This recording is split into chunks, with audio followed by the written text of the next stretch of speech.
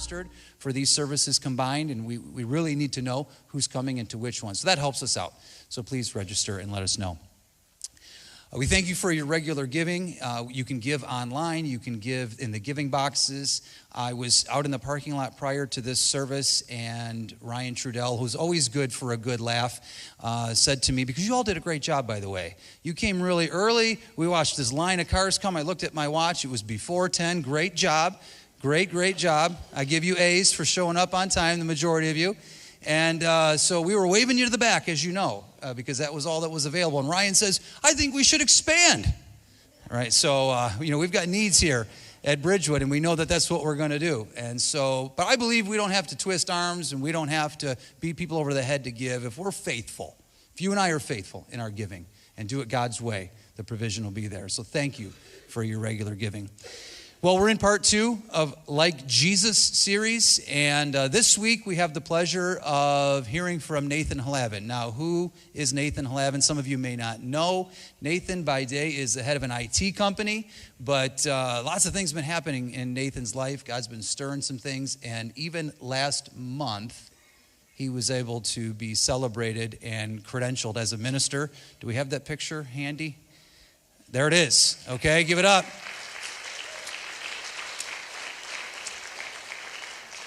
Now a credentialed minister of the Assemblies of God, and so would you put your hands together for Reverend Nathan Hlavin.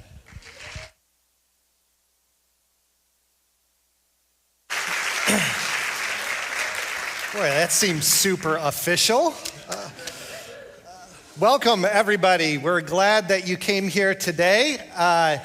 And I know that a lot of families are just getting back from spring break. That's awesome. I see a lot of tan people here. If you notice, I am not tan. I did not go someplace nice, but welcome back from all of back into normal, regular routine, and it's headlong straight to the end of the school year from this point out. So welcome, everybody. We are one church that meets in 3 locations, Goodrich here in Clarkston and online. So welcome to everybody online as well. We know you guys have a lot of options, but you chose us, so we appreciate that very much. Last week, we started a new series. It's a series that we'll do leading up to Easter called Like Jesus. And we are looking at all of the various ways our lives should and can look like Jesus. Last week, Pastor Brandon started out with love like Jesus. And we're continuing on that theme this week. He mentioned that there's this phenomenon that happens of the mini-me situation where kids look strangely like their parents. But there's also another phenomenon that happens in the world, and that's where people look like their pets. Okay, how many people look like their pets? Okay, nobody's willing to admit that. No one is. Well, we've got a couple pictures here that I want to show you that demonstrate this. This first picture here. I don't know who to feel sorry for the most here in this situation. Here we got another picture here that's coming up. I would not want to meet either of these two on the street. We got another picture here. You can see the similarities. This next picture we'll call the Fabio effect. That's my favorite one there. We got the Fabio dog and his Fabio master there. So it's really funny when that happens. We did go somewhere on spring break. We went to New York City. My son is about to graduate high school, so he picked New York City as his destination to go to for his senior trip. So my wife and I got to spend a couple days. We did something really, really unique there. We went and saw Juilliard students perform at Carnegie Hall. And if you don't know anything about Juilliard students, Juilliard is the number one school in the world for music.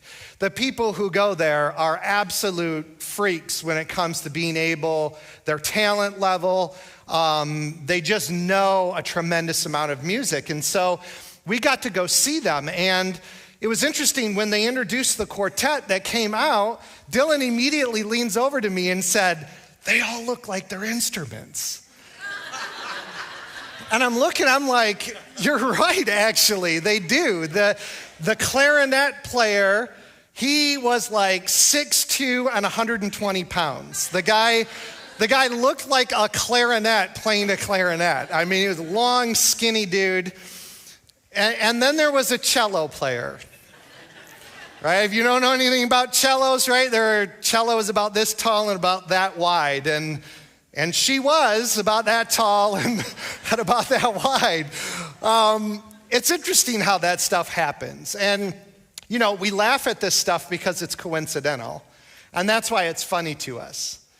The truth is, though, when people who follow Jesus end up looking like him, that's actually not coincidental at all. That's actually by design. We learned last week, Pastor Brandis told us that it was always God's plan for the very beginning for us to resemble Jesus in our character and our behavior. We don't resemble Jesus physically. We don't grow beards and long hair and robes like he's portrayed. But we do look like him in terms of our character and our behavior. And that's really, really important for us to know. Hebrews 1:3 says this, "The Son radiates God's own glory and expresses the very character of God.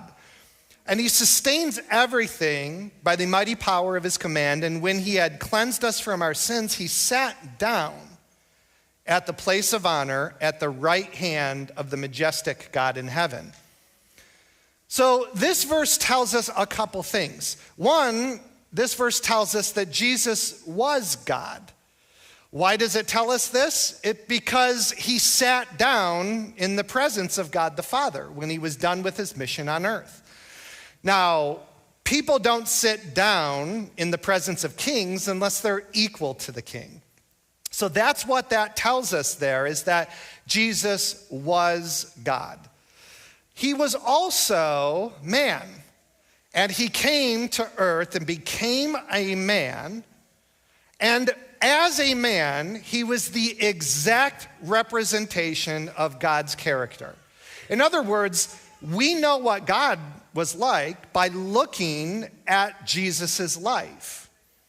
So he was a good example for us to follow, but there's some people who teach that that's all he was, is that he was just this really good guy that did a lot of good things, and he's a good example for us. Which he was a good guy and did a lot of good things and was a good example, but he was even more than that. He was God himself.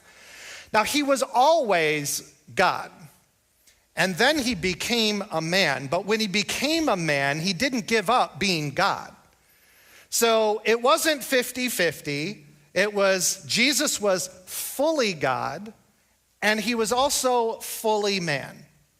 And that is important for us to understand, because as fully man, we can look at his life and model our life to be exactly the way he lived it.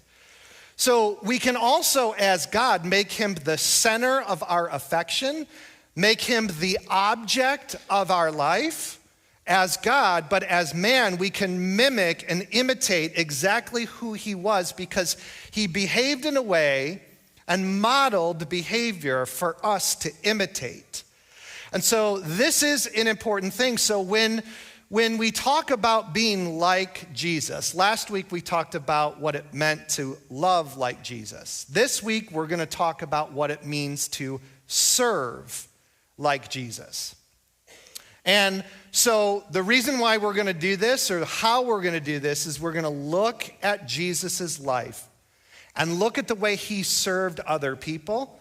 And by understanding that, we'll understand how we are to serve people as well. So the first thing that we have to do is understand fully that Jesus is our example of service. So how did he serve people? This is the important thing. Matthew 20:28 says this, "For even the Son of Man came not to be served, but to serve others, and to give his life as a ransom for many."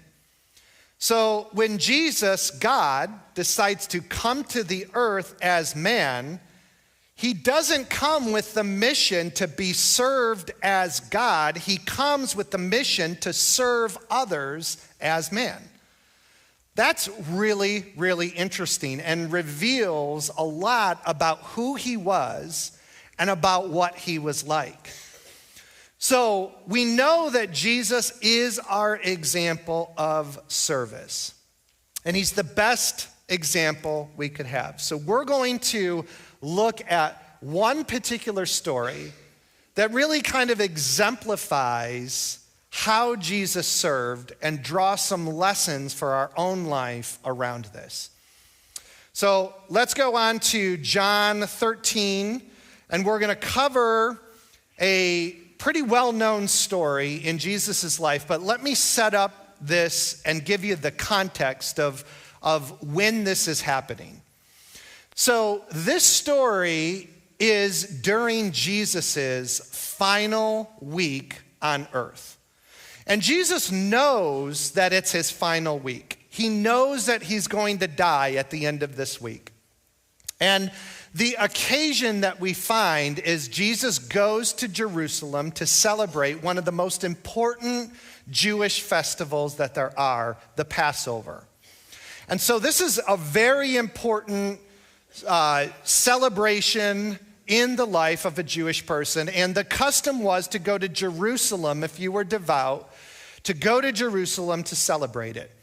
So on Sunday of the week he dies, Jesus enters into Jerusalem.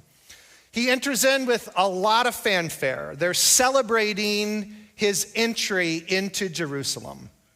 On Monday is the day when he goes to the temple and cleanses the temple from all of the businessmen who were corrupting the temple by doing business in the temple.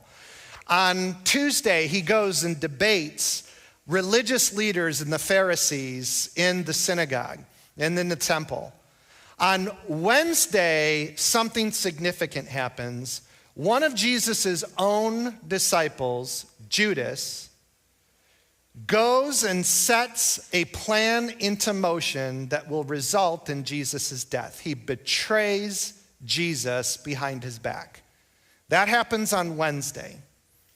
The next day, Thursday, is when Jesus goes to his disciples and decides to celebrate the Passover meal.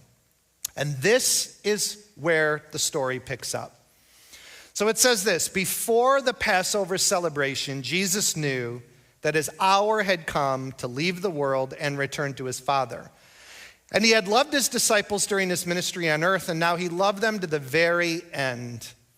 It was time for the supper, and the devil had already prompted Judas, the son of Simon Iscariot, to betray Jesus. Jesus knew that the Father had given him authority over everything and that he had come from the Father and would return to God. So he got up from the table, took off his robe, wrapped a towel around his waist, and poured water into a basin. Then he began to wash the disciples' feet, drying them with a towel that he had around them. So this is an incredible moment, and we need to understand why it's so incredible. Back in those days, people wore sandals. And they walked on roads that were walked on by other human beings, and it was dirt, and there were a lot of animals on those roads. If you've ever walked on a road with a lot of animals on it, you'll know what ends up on that road. If you've ever been to Mackinac, you'll see, you know what I'm talking about, the horse poop, right? And in those days, these roads were dirt. And that would get ground into the dirt, and human beings would walk over the top of that, and so your feet were covered not only with mud and dust, but that was mixed with what the animals left behind as well. And so your feet were nasty. They were caked in nasty, nasty stuff. And you have to understand and appreciate another custom that is very different from our custom today, and that was how they ate. So today we eat at tables that are high, but back then the custom was to eat at tables that were really low, and they were just off the ground. And so in order to sit there and eat, what they would do is they would recline facing forward toward the table. There would be a mat that would be laid out all around the table, and they would lean down on the mat with their left-hand side, and they would eat with their right hand. And it would be a very communal thing because they would all be facing each other, face to face, communing and talking and discussing and eating together. It's a very relational type of thing. But what that also meant was as you were leaning in like this, your feet were exposed so everybody could see your nasty feet while you ate. So the custom of the day was to clean up your feet so that nobody would have to look at your nasty clodhoppers while you were eating. And so it was the responsibility of the very lowest servant in the house to be able to take care of the washing of the feet. Why? Because it was a dirty job. It was a nasty job. And so, if you were the intern, you got stuck with the job of cleaning everybody's feet. And it was pretty gross. And so Jesus, on this occasion, goes to eat this very, very important meal, and there's no servant in the house among them. There's only him and his disciples. And none of the disciples think that it would be their responsibility to serve the others to be able to go wash each other's feet, because they feel that that job is way, way beneath them. So nobody goes to wash the feet of anybody else on this occasion. So Jesus looks around and sees this. He sees that his disciples think so highly of themselves that they can't do this act. So Jesus stands up, he takes his outer garment off, wraps a towel around his waist, and he starts washing the disciples' feet. This absolutely stuns them. Now, mind you, these disciples have been doing ministry alongside Jesus for 3 years. They have seen him heal the blind. They have seen him raise the dead. But this leaves them absolutely speechless. They can't believe what they're seeing. And it records that nobody said anything up until a certain point. Let's pick up the story again. When Jesus comes to Simon Peter, Peter said to him, "Lord, are you going to wash my feet?" And Jesus replied, "You don't understand what I'm about to do, what someday you will." "No," Peter protests, "you will never wash my feet." So he comes to Peter, and Peter's like, no way I am going to let you wash my feet. That is the job for someone who is almost nothing. That is the job for someone much, much lower than I. You're the greatest among us. There is no way that I'm going to allow you to do this. Because Peter doesn't understand, and neither do the other disciples, what Jesus is actually trying to teach them here. So we pick up the story again in John 13. It says, when he had finished washing their feet, he put on his clothes and returned to his place. "Do you understand what I have done for you?" he asked. "You call me teacher and Lord, and you are right, because that's what I am. And since I, your Lord and teacher, have washed your feet, you ought to wash each other's feet. I have given you an example to follow, so do as I have done for you." So Jesus says, listen, I'm flipping the script on this. It's not that I am too important not to do this. It's that I, as your Lord, I as God, and I as man, am coming here to serve you. And this is not just something I'm doing for you, but this is an example I want you to follow. Not just for those disciples, but for any follower of Christ for all of time. This is the example for us to follow. So there's three things that teaches us about the way Jesus wants us to serve. The first thing is this: he serves with compassion. That we're to serve with compassion. This is really, really important part. You can imagine being there in this upper room during this moment, and I'll take you there for a moment and talk to you about what that must have been like.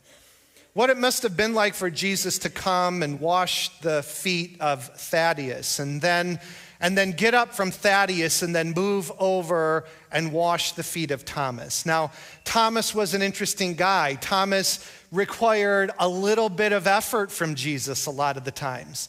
Thomas was somebody who wasn't going to believe something until he saw proof of it. And then he would believe it with all his heart, but he wasn't going to go there until he knew. And Jesus already knew that in just a few days, Thomas would be the one who didn't believe in his resurrection and said, I'm not going to believe it until I see the holes in his hands. I'm not going to believe it. So Thomas required Jesus to go and put in a little bit of extra effort in order for him to believe. And you know what? Jesus was fine doing it. Jesus didn't complain about that. He said, Thomas, you need to see the holes in my hands? Let me show you them, right?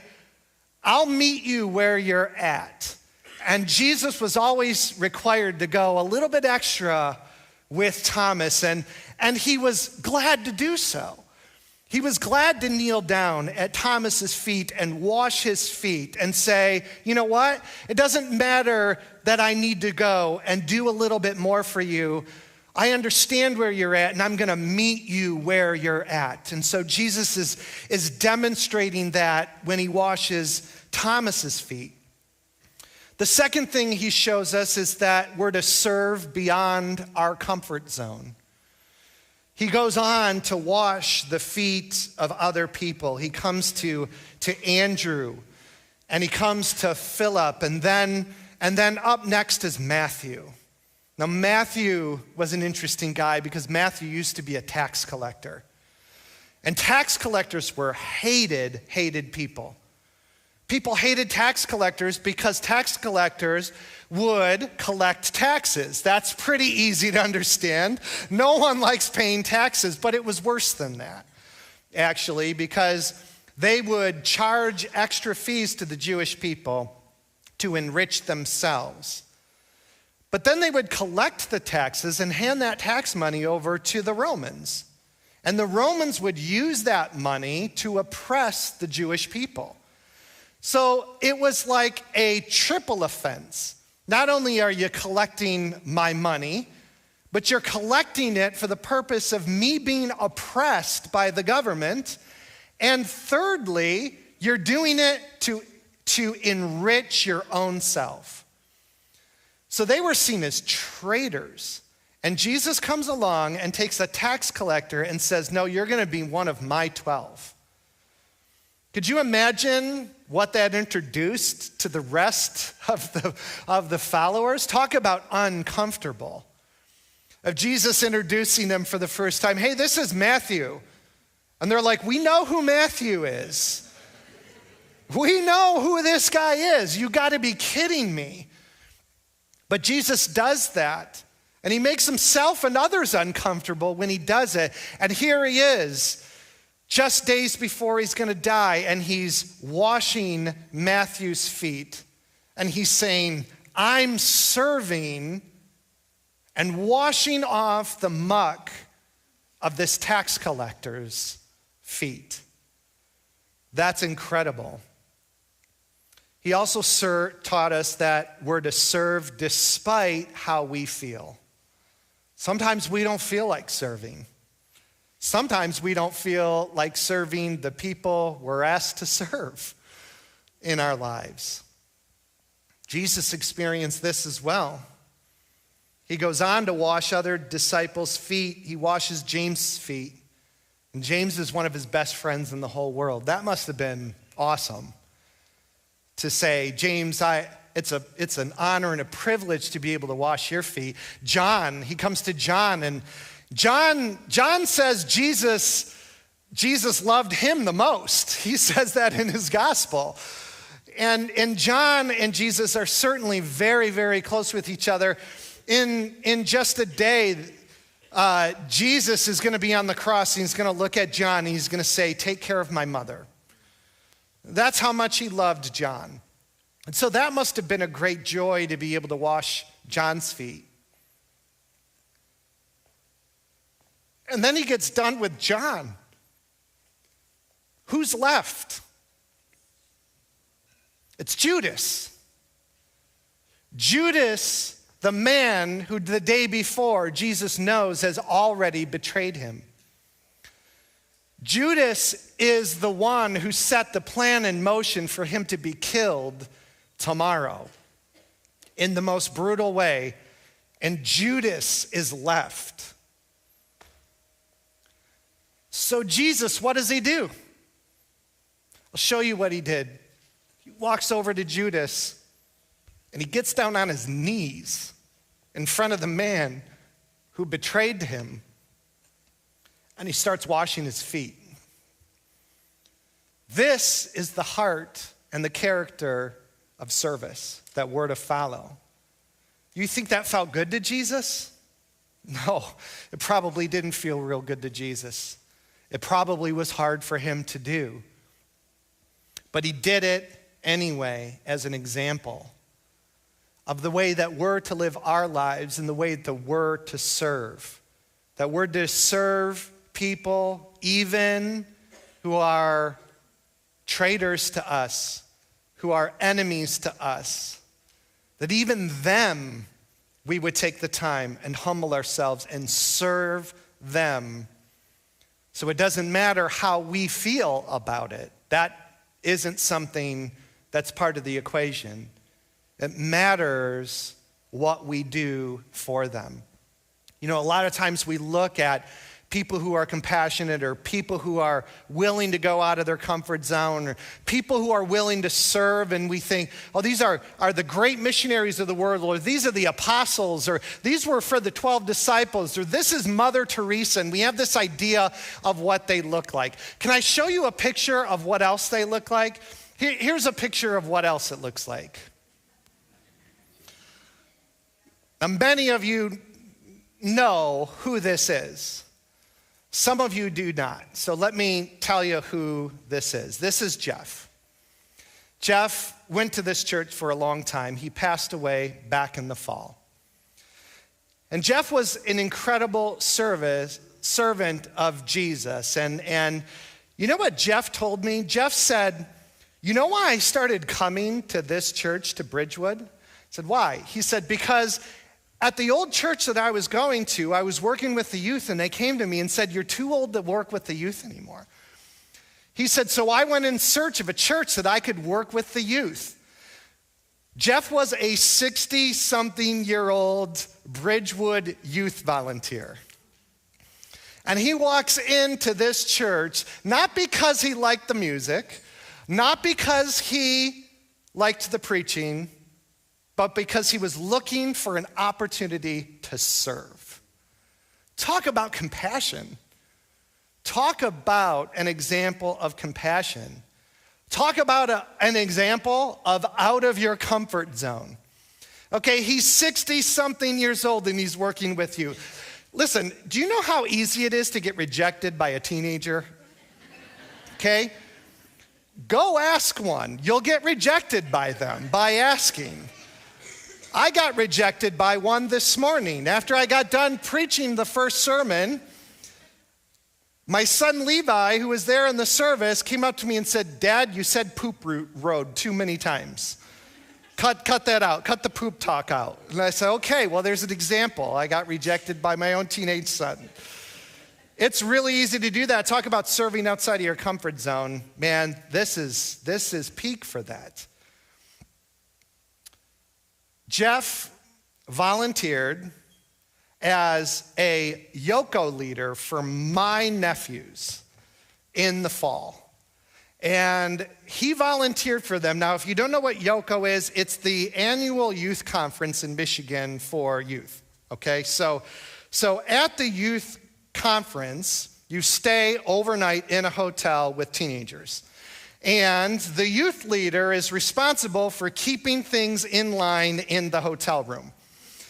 All right? And the goal, mind you, of the teenagers in the hotel room are to not fall asleep. Okay? So here's the 60-something-year-old guy volunteering to stay overnight in a room full of teenagers whose goal it is to stay up all night long. Now, guess what? I couldn't do that. I just had my birthday. I'm 47. I couldn't do that. I don't volunteer to be a YOCO leader. For that very reason, I don't think I'd be able to make it. I'd fall asleep probably halfway through the night and they'd be roaming the hotel on their own. But Jeff is 60-something years old and he is there staying up all night long with teenagers. He did that 2 days before he died. 2 days before he died, he was up in a hotel room to give an experience to my nephews that they wouldn't forget. That is an example of someone serving when they didn't feel like it. How does someone get to the point where they serve so faithfully? There are 2 words that will describe it, and that is this: singular devotion. Singular devotion. Jesus talks about this. The truth is that we serve Jesus best when he's the absolute center of our life. That when we make Jesus the center of our life, everything else lines up and we find the motivation to serve like Jesus. Now, all of us are familiar with the Despicable Me movies and the Minions that are in the movies, and then this Minion movie comes out, and it gives the backstory of the Minions. And this is a really interesting thing that happens because it shows that the Minions, who are something, we don't know exactly what the Minions are, but the Minions are these little yellow guys that have been around like forever, okay? They're like not human, but they've been around forever.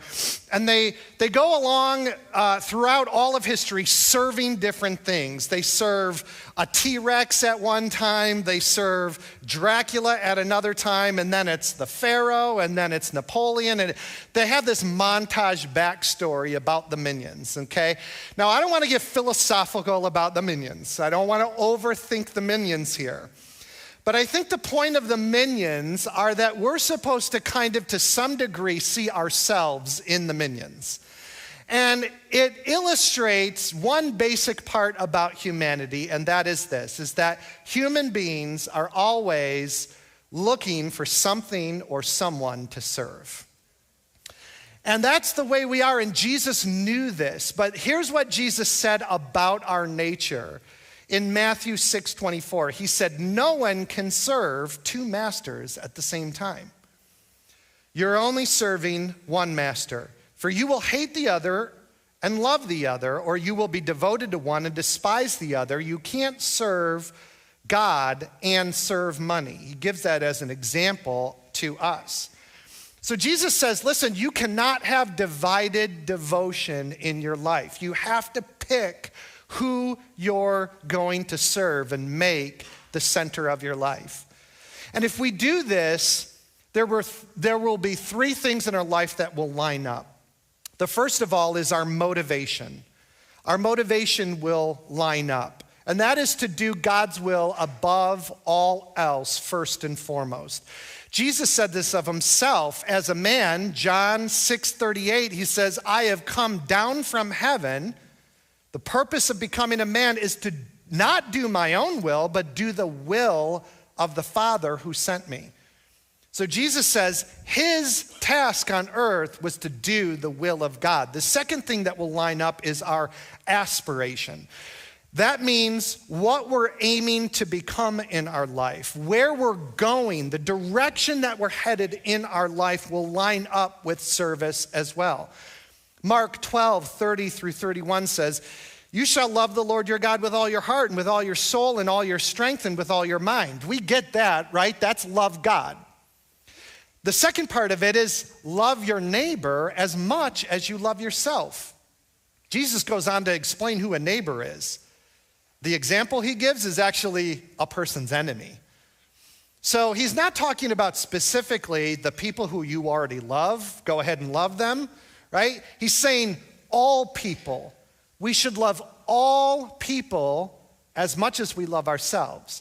So when we love God, we will love people as much as we love ourselves. And the third thing are our actions. You know, the truth is we have to wrap our mind around the idea that serving others will cost us something. Now, that's not the world's model. The world's model is we serve others to gain something for ourselves. And Jesus looked around his world and he saw people who were serving God and serving others for their own benefit. And those were the Pharisees. Those were the religious leaders. This is what Jesus said of them in Matthew 23:5-7. He said, "Everything they do is for show. On their arms, they wear extra wide prayer boxes with scripture verses inside, and they wear robes with extra long tassels, and they love to sit at the head of the banquets and the seats of honor in the synagogues. They love to receive respectful greetings as they walk in the marketplace and to be called rabbi." So he looked around his world and he said, there are people who serve others to serve themselves. And guess what? Not a lot has changed in the world since Jesus. There are a lot of people who serve others only to get the benefit and the credit for themselves. In fact, there's two motives of service in our culture today. The first one is I serve to feel good about myself.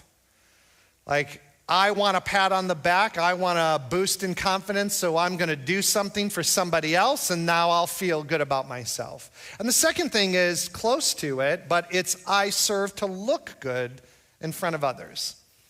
I wonder if Jesus would look around our world today and say that there are a bunch of religious people who only serve others for the Instagram post, or for the Facebook post, or, you know, it's interesting, I work in the corporate America, and many of you do too, and you've seen this at play in your own workplaces. There are team events that are scheduled, and what do we do at the team events? We do a community service project, and inevitably at some point in time, the boss who's in charge of that is like, take out your camera on your phone and take as many pictures as you can of the event, and afterwards go out on LinkedIn and post those pictures out there, and we'll give you the hashtag that says, you know, Microsoft cares or Apple cares or Google cares, whoever you work for.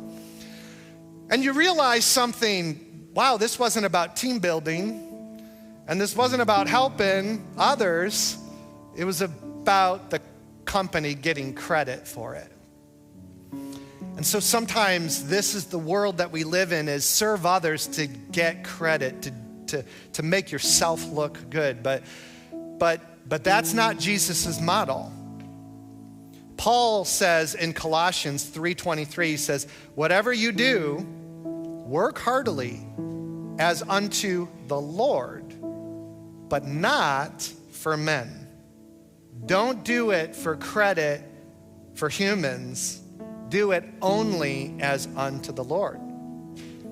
So what they're teaching here is this, is that when Jesus is the center of our life, everything else falls in line. Our motives, our actions, everything. The last thing is this, is that Jesus absolutely turned the idea of greatness in his kingdom upside down when it came to the issue of serving.